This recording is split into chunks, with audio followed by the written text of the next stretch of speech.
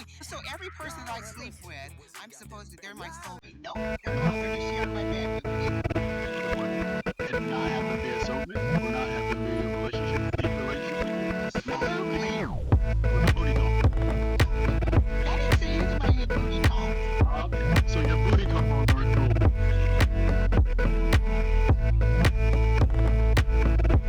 I take a moment to address some of the comments we received following our previous episode, specifically around the conversation of Black women. A few of our Black male listeners expressed some disappointment with my position, and I hear that. The premise of this show is about real dialogue, and that includes critique. But let me be clear, John and I have a deep mutual respect and admiration for each other. We don't come here to perform harmony, we come here to have honest conversations. Sometimes we'll agree, sometimes we won't, sometimes we'll teach, sometimes we'll learn. That's the nature of I Take Your Point. It's layered, it's evolving, and it's rooted in love for our community. That said, I want to make one thing very, very clear. I will not be playing a submissive role to John or anyone else on this platform. That dynamic doesn't serve me, doesn't serve him, and it certainly doesn't serve the broader conversation we're trying to have. Disagreement is not disrespect, pushback is not betrayal, and if you're here for nuanced, sometimes uncomfortable, but always respectful dialogue, you're in the right place. If you're not, I wish you well, and a very sincere, from the bottom of my heart, Texas bless you. See, that's why people don't like you, because you're combative and angry black woman at times. You may not be from Texas, but Texas wants you anyway. So yeah, obviously there were some comments that were pointed. The majority of the ones that were in disagreement, obviously, no surprise to anyone who has listened to the first episode, was directed at my wonderful co-host, as people again found her to be angry, combative, and otherwise non-agreeable on most things. That said, we want to extend her some grace, because she's a work in progress, and it's taken me a couple years to get her to where she is, and so the lift is heavy at times, but I do appreciate you guys praying for me, and Pray that for we you. are getting her to be Yes. a better version of herself, and as she is fond to do apparently, and to quote her role model Melania Trump, she is trying to be best, and we're going to help her as she attempt to be best. That said, thank you. Can we get an amen from the choir? Thank you so much, Brother John. That said, a couple things jumped out with respect to some things I want to talk about. You and I have had a couple conversations about the soulmate versus partnership On that. discussion, and where we disagree on some things.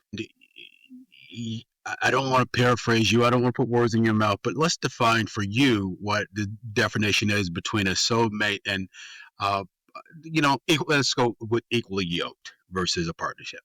Soulmate versus equally yoked. What is your distinction between the two? Yeah, so actually, I just had a conversation on my other podcast. Well, since you asked me about this, and some of my thinking actually shifted because of that conversation, but the foundation of how I feel is pretty much the same. And so when I think about a soulmate, I think about that as something that's organic, it's biological, something you really can't explain, is something that, for better words, you would equate to faith. Right. So you can't understand, you can't explain why you feel connected to a person. There's something biological, chemical, all of those dopamine, serotonins, all of those hormones are kicking off, and you found the person that gets you, that connects with you, that you really want to be with. And one of the things we talked about on the other podcast is how that's not sustainable, right? So people can come in and out of your life as a soulmate. They can be friends, they can be lovers, they can be just different things. They could be that soulmate. And then we talk about equally yoked. I think that's more of a partnership. So if I say the first part is more emotional, explainable, I think that equally yoked is more of a partnership. And so we talked about partnerships last week and what you're bringing to the table. And so I can think about that as a dowry. So what do you have? Right, what's on your table? Let's lay everything out. Have a goal to become a millionaire at the end of the year. Well, so do I.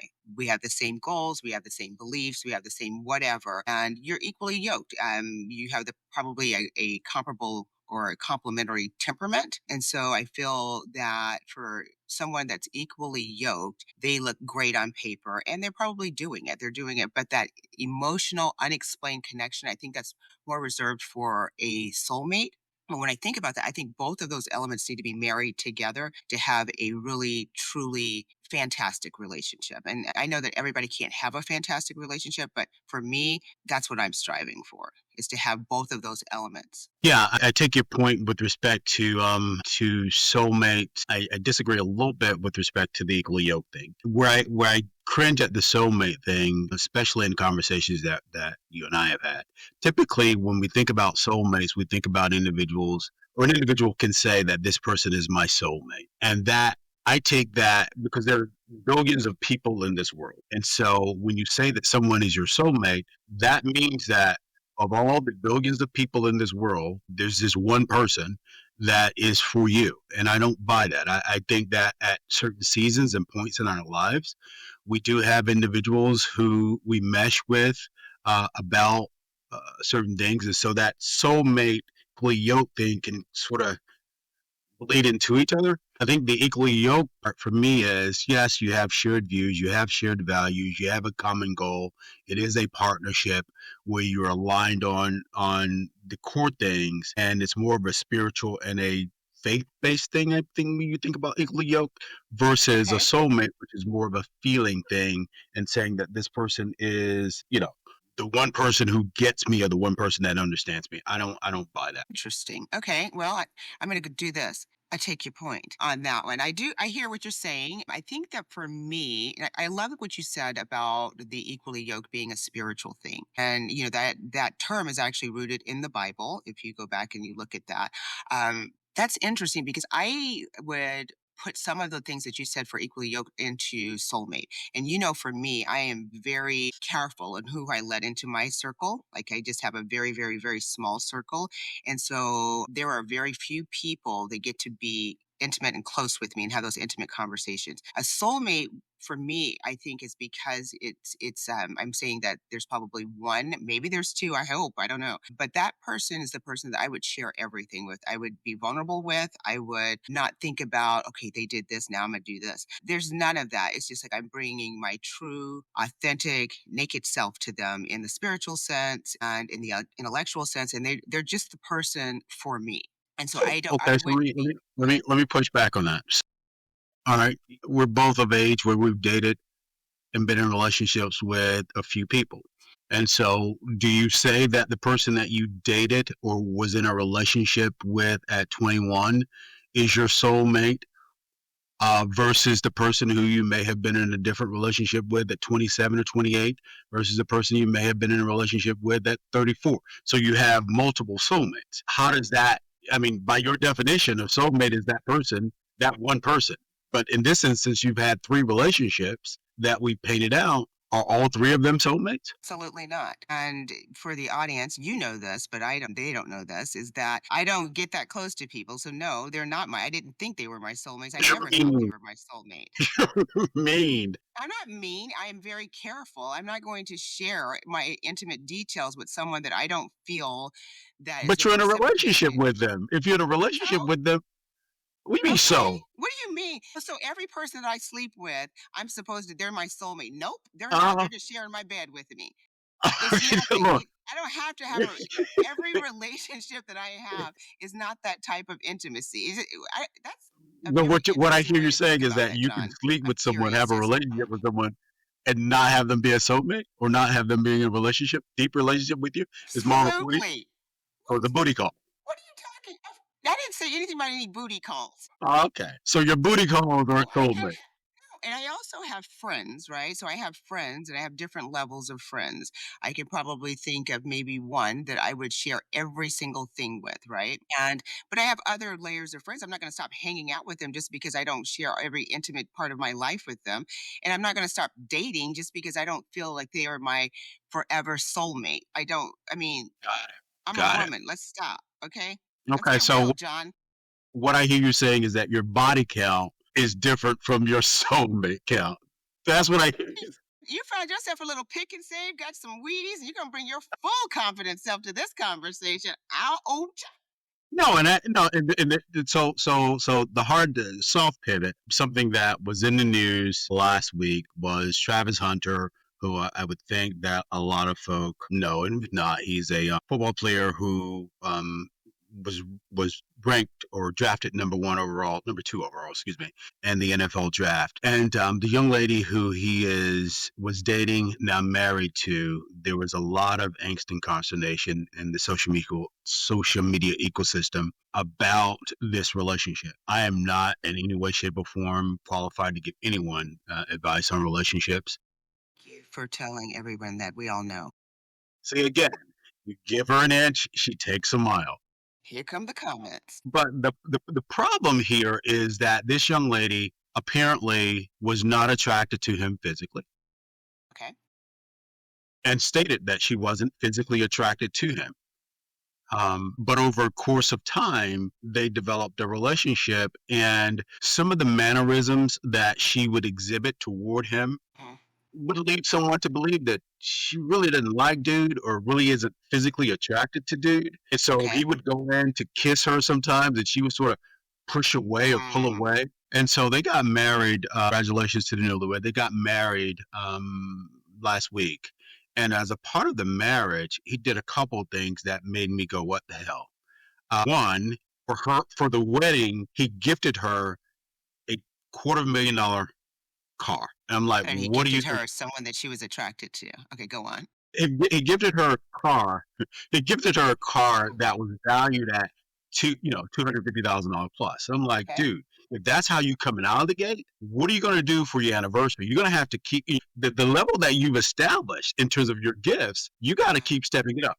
That was the first thing.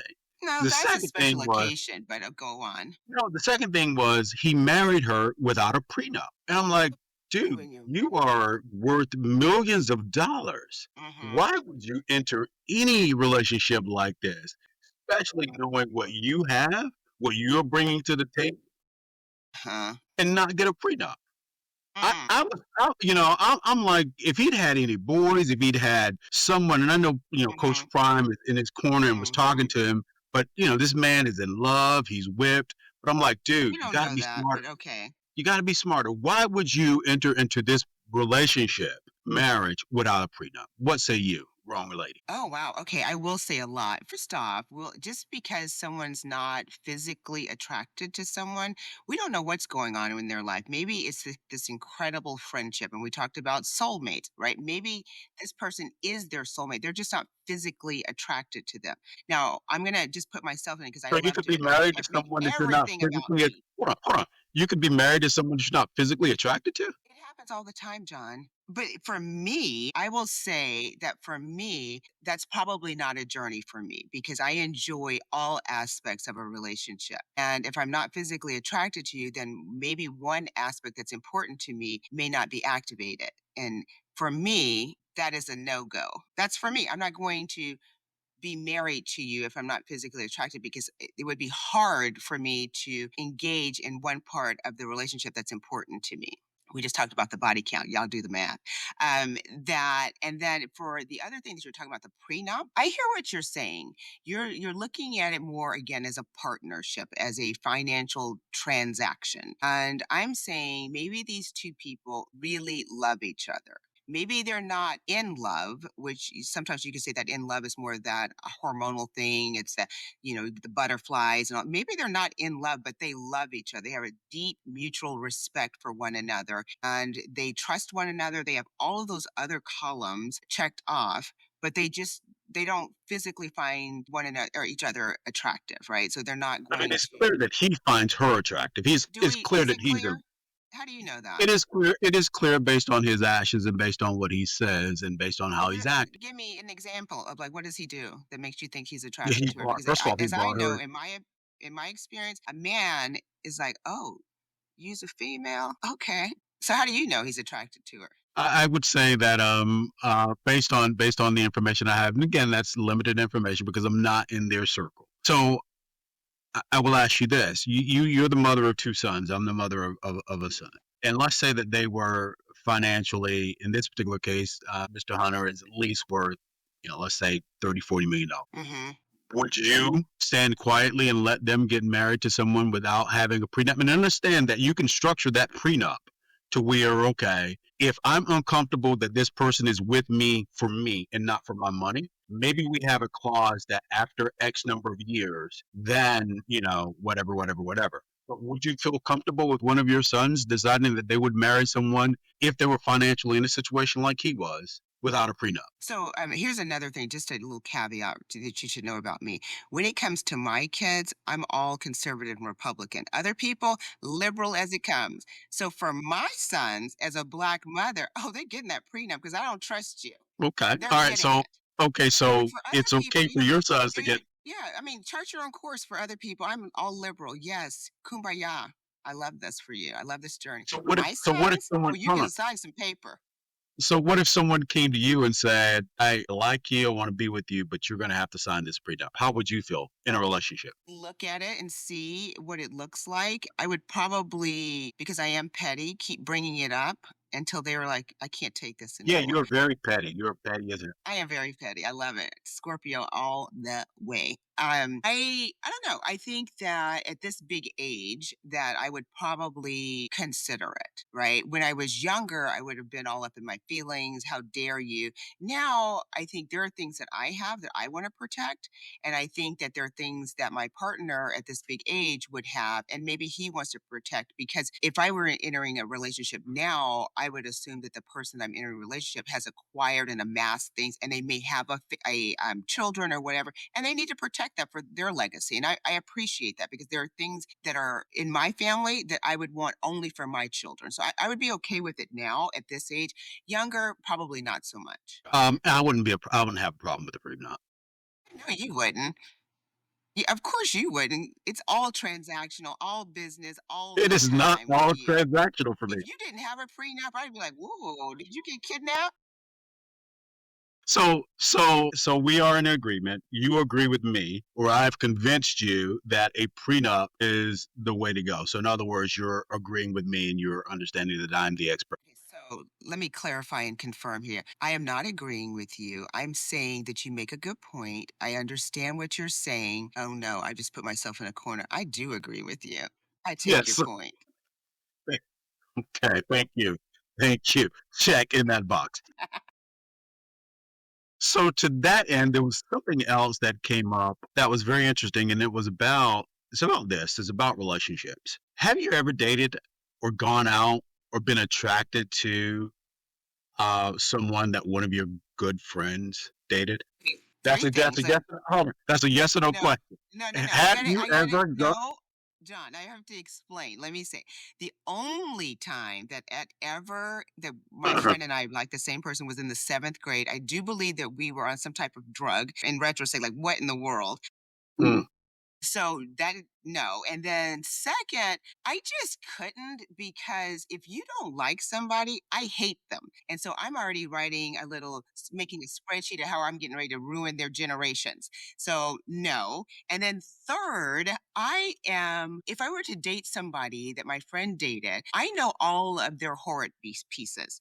And so that's going to impact my pattern of picking horrible people because I can't apply any cognitive dissonance, any willful ignorance. I can't do that if I know your horrid piece. And I'm super good at those things. And at this big age, I don't know if I can do it again. I don't know if I can learn another coping mechanism or defense mechanism. I just don't think so. So full disclosure, this has been something that has transpired in my life a couple times. I will own this. I'm sure it has. My son's mother, I mean, it just actually. looks like just the way you smile, it looks like it. It looks like something you would do. I'm just saying. My son's mother, Uh huh. again, transparency, I had my son when I was a senior in high school. His mom was, I don't necessarily know if I would call it dating because I'm from rural South Carolina, and Okay. I wouldn't call it dating, but a guy we were Hmm. friends. She had had a relationship with him. And after that relationship ended, she and I got into a relationship. And that relationship obviously was for a couple years. And it produced one of the greatest things that I've ever done, which is one of my spawns. And so from that, I can't say that I've never done that. And then yeah, I will say on a couple of occasions, I have known myself to be trifling and do some things that, maybe if Mm. if a male friend of mine had been speaking to a young lady and, maybe, something may have transpired between me and that young lady at another time. But I think the key to that is to have the conversation with your boy and say and ask them if they're okay with it. Of course they're gonna say fine. Which man is gonna say, "Oh, no, I'm sorry, I'm not okay." Of course they're gonna say fine, because that's Well, what y'all do. what do you mean, y'all? I said, "Y'all." That's a Texas thing, y'all. No, I think. Look, I think it's okay. I think it's a man code. I think it's okay to have conversations about it, and if he is not comfortable with it, then you got to move on because there are Have you other ever had people that you. anybody, or have you ever said, "I'm not comfortable with that"? Yes, yes, Because you guys, oh, you have. Okay, help us to I have. understand this. I'd love to I hear the have, story. I have. And part of it was because by virtue of how I'm wired, I'm protective of certain things. What are you And protected of, your so, ego? That requires um, a lot of what, protection. You Kappa, Leo, yeah, Bison. when I moved here to Atlanta, there was a young lady that I dated in Boston, and she was she was a student at Clark Atlanta. I was in some circles that was attached and affiliated with the music industry, and so that was a little wild during that time. And there was a friend who had put her in some compromising positions, or had put her in a compromising situation, one that I felt uncomfortable with. And so I did tell him that no, we're not going to swim because I did feel protective of her. Were you dating her at the time? We Because weren't I'm trying dating. to understand how this story relates to what we're talking about, or you just needed to tell this story. You're I'm such an just ass. asking. we weren't I'm trying we to bring you weren't the throughput, John. we weren't dating. We had dated, and I felt protective of her, and I did not want her to get in a situation that Huh. later or years later she may regret. So that was me Was kind being, of you. wonderful. Yeah, I mean, that was me being the wonderful person that I can be. You know, Again, I think you just needed to tell this story because you wanted to win, because it literally had nothing to do with what we were talking about. you know what? But you know Because you're what? I think because you're a hater, and because you don't know anything but to hate. I will concede that the part of me wanted to share that story for all the good guys out there to know that hey, we can do things sometimes for the betterment of someone else, and it doesn't benefit us, and it's okay to wear love your cape. that journey for you. I love this for you. And I'm so glad we had the space for you to share that story that didn't have anything to do with anything. But, John, you're doing it. And we're so proud of you. You've All taken right, Melania's so advice and you're best. okay, so again, so we agree that for you, you've never dated anyone that one of your friends has. I cannot imagine me ever doing that unless it was Sterling Brown. Yes, sorry. There's my, because damn. Otherwise, no, I don't think so. Because again, you don't like them, I hate them. Okay, all right. Well, I will put myself in the other column because it is something that I've done before. And And you know what? I know you have. Uh-huh.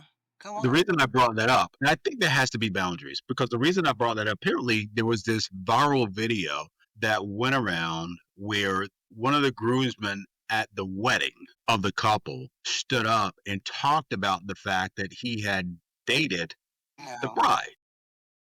no. And as a part of his toast, he talked Mm. about dating the bride first and how had things worked out for them or some variation of that, then none of them would be standing there. Security, And come get him off the stage. Thank you. so as a man, I'm hearing this and I'm going, well, first of all, you and I, we're gonna have to throw hands after this. Because there's no way that you're going to stand up and give a toast or say something on the day of the wedding in front of Right. family and Get talk out of about here. your relationship with the person that's now my wife. Again, Hmm. there are codes, there are things that you just don't do as a guy. So that's something that, I Or wanted as to a get your. person. Yes. Yeah, as a person in terms of just dating an ex or dating an ex, I should say, or understanding that there's certain things that you have to take to the grave. There's certain things that you have to take to the grave. There's certain things that I've done that I will take to the grave. Take And to I your think that's grave. What are important. you talking about now? What is going on here? There's certain things What that you is take there? to the What else grave. you'd There's like certain to things that people disclose tell to us? you. Like what? Like There's what? nothing I would like to joke. The things that I mean, you people could tell tell you us. We're all that friends here. John, you think of me yeah, but as no. a sister. You could tell me anything. Go ahead. Yeah, okay, all right. No, because you talk. You got Don't. a I big keep it mouth. locked up. Again, Scorpio. Okay. The other thing that I wanted to get your attention on, or at least your take on, I should say, is when you think about obviously soulmates, when you think about relationships, what are the things that you believe are extremely attractive in a person? Oh, okay. So we talked about this as well. And one of the things I also talked about it in therapy. So, I'm divorced. And so one of the things that I've been doing is I've been on this journey to try and unpack some things that have been going on in my life or went on in my life so that I can enter into the next relationship bringing my best self. And so I have this comprehensive list of things that I want. And so my therapist challenged me and she said, how about doing the reverse, the things that you don't want that are non-starters? And so I'll talk about both of those things. It's the things that are attractive to me, because that was your question, and I don't want to be like you and get off topic. And the things that are attractive to me are intelligence. Like I need someone that Hey, can just challenge funny. me, that can be very what do you have to say, sir? Nothing. I'm saying you just Anyway, petty, but good. I'm not petty. Anyway, so that, and then I need someone that will make space for my big personality. And I do like to push boundaries and I like to see how far I can go. Again, Scorpio. So I need someone that is pretty stable and chill to my crazy, because I can get crazy. Also, What someone do you that think? is, go ahead. You think the big lesson from your divorce was for you? I think that first off, we weren't for each other. Mhm. So when I think about my marriage and my why, I can say that for me, some of the uncomfortable truths that I probably married because I wanted a father to my children. And so I didn't think about a husband for me. I thought about, I want to be a mom. And so I'm looking to replicate this idyllic childhood that I had. And I thought my dad was freaking amazing. And so I wanted a dad that was going to provide those same things for my kid. And I think that one of the biggest lessons that I learned is that partnership between you and that person needs to be strong. And when that unit is strong, it will filter down. So it's kind of like the Reagan trigonomics. What is it? Whatever it was called. You know what I'm talking about. Trickle down economics. Trickle down economics. I'm ready to apply the trickle down economics to my next relationship. Get that unit strong, and then I think that's going to impact other things. So obviously, I'm not going to be having any more children, but I think that partnership has to be strong. And so, looking for a partner that you're equally yoked with. That's your soulmate. And then I think it's going to help impact other aspects of your life. I did not do that. I did bottom up. And so I wanted that father. And then I was like, well, everything else will work out. It did not. Hey, spoiler alert, everybody. It didn't. Yeah, yeah, and we can unpack in another episode about relationships and divorced. In your case, you um, divorced your ex-husband, and in my case, I divorced and got remarried to the same person. So that's a discussion we can have at another time. One of the things that when you think about relationships and you think about partnerships and you think about soulmates, um, I'm curious to know what key advice would you give to anyone entering into a relationship where things could be a little rocky in the beginning, but they work themselves out. Mhm. What are some of the lessons that you learned in terms of your journey? So one of the things that I did when I realized that my marriage was not going to be, we're not going to be celebrating a 50-year anniversary, is that, and I wanted my kids to have a model. So my mom and dad are divorced, and everybody's divorced. So I went and I started interviewing couples that have been together for a great number of time that I admired. And one of the things I found that was common in all of them was respect. So they always respected the other person, knowing that that person's going to evolve, they're going to change, they're going to grow, but there is this underlining respect for them. And if you have that, then you can navigate these changes, you can navigate these life things that happen because you respect them. The love, and I don't think anybody can be in love 24 hours a day. It's exhausting, but there's this mutual respect for them. And if you can have that, I think that you can get through everything. And I tell my son that, my youngest son, I was like, always make sure you leave space for her and that you respect her. And I think that if for whatever reason that relationship sunsets, if you can leave it with respect, you're both going to be better off. Yeah, I would agree with that. I would agree that respect and space are keys in terms of a relationship or a partnership. It was interesting. I was having a conversation with my nephew over the weekend, and we were talking about partnerships, and we were talking about making certain that you carve out space for yourself to be who you are or who you are, to understand that the person that you are at 20 is not going to be the person that you are at 30, is not going to be the person that you Right. are at 40.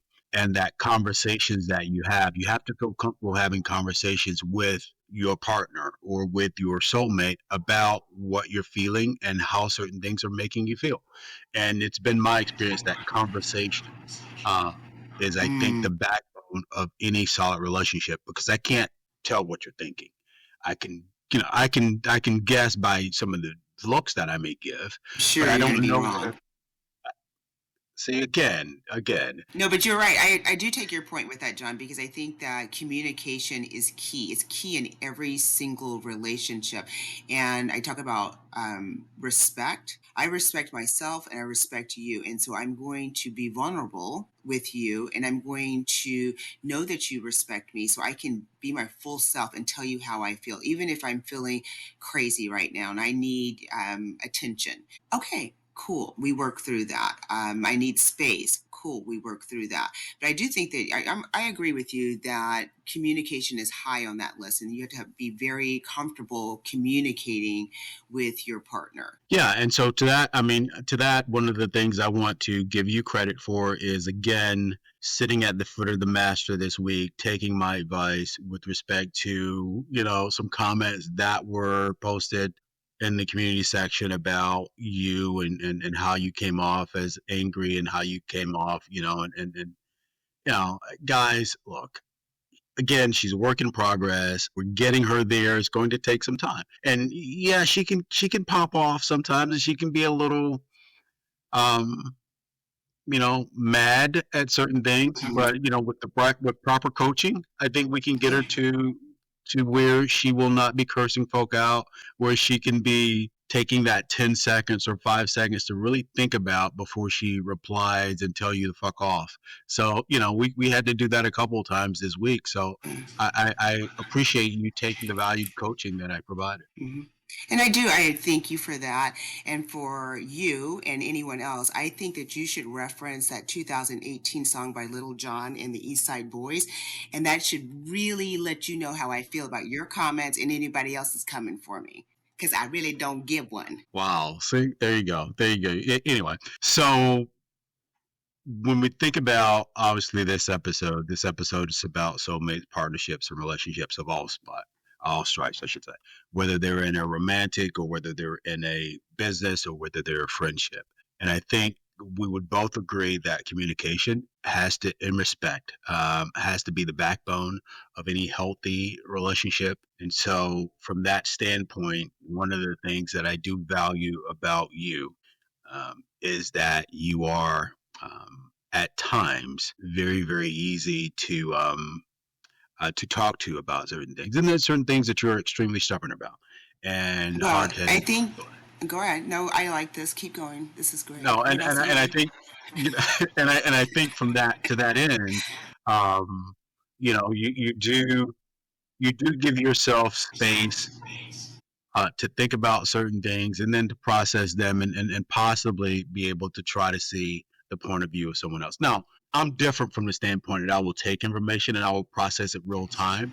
So Yes. I'm easier to say that it's easier for me to admit that I'm wrong about certain things in real Right. time, and just to accept whatever faults that I have as they're But happening, because sure, that's the kind of person that I am. I, because I you're don't have to usually at fault. And so I don't have to that should be double something I that's don't have to natural and double or organic to you. triple For down on it me, like you do. someone that's typically, uh-huh, Uh-huh. again. Because I'm not Uh, usually wrong, and so that's hard for me to understand and process. But for you, because that's your natural state, it's easy for you to say, "I'm wrong," because you probably utter those words like what, 2, 300 times a day? "I'm wrong. I'm oh, sorry. I take your point." It's hard oh. for me, John. It's hard for me to be in that space because that's just not organic and natural for me. So I have to take that information and process it.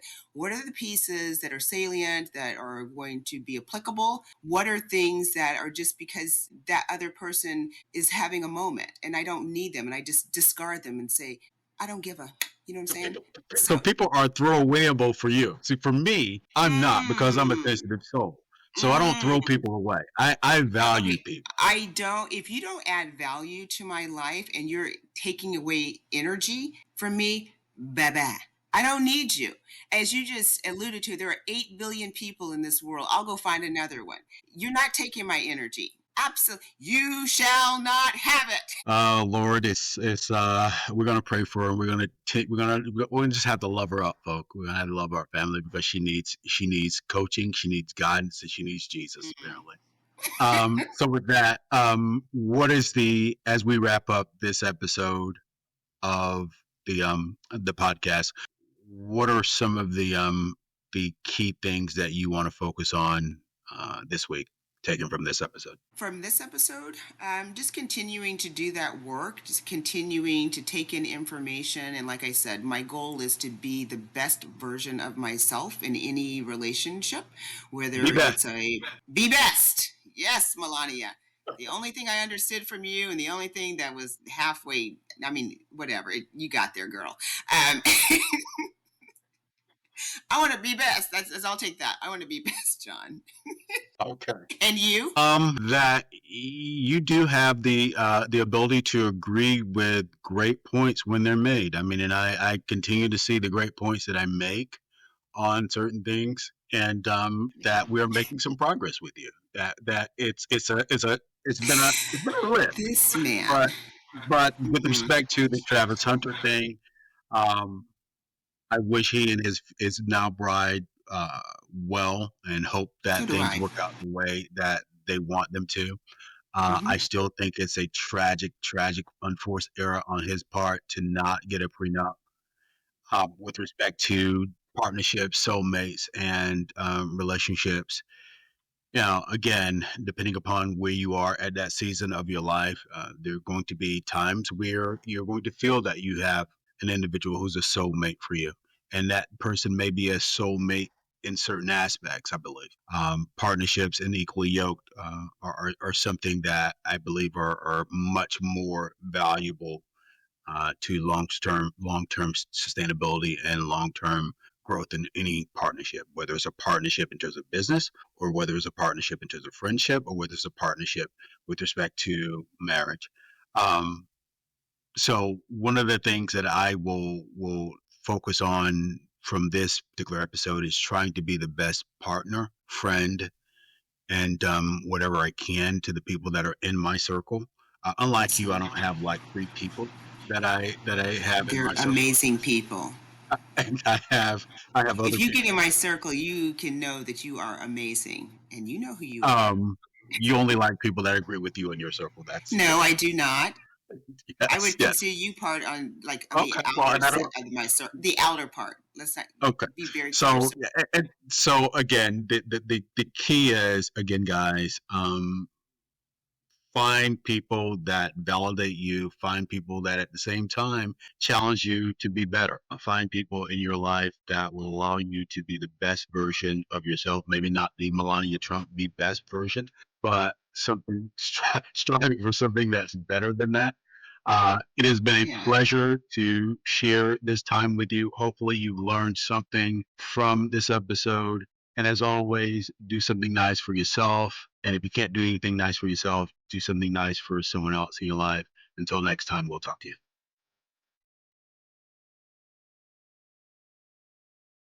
Well, thanks for joining us for another lively discussion. This podcast is a production of the SMU Media Group, LLC. All rights are reserved. If you like this episode, click on the link in the right-hand corner and check out additional content. Also, be sure to subscribe to the I Take Your Point podcast to ensure you're getting all of your content. Until next time, take care and be well.